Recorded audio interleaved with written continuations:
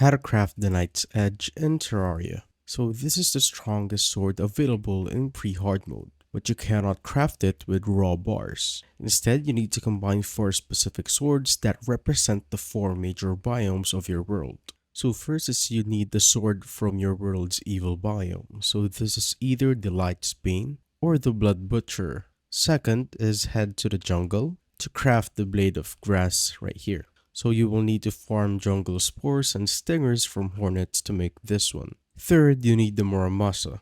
So this cannot be crafted, you must find it in a locked gold chest inside the dungeon after defeating Skeletron. Finally, you need the Volcano. So you craft this using hellstone bars mined from the underworld. Now once you have all 4 swords, do not go to an anvil. You must find a demon altar or a crimson altar. So here, as you can see, there are tons of crimson altars. So just basically stand close to it and scroll through your crafting menu. And as you can see, we have the Knight's Edge right here.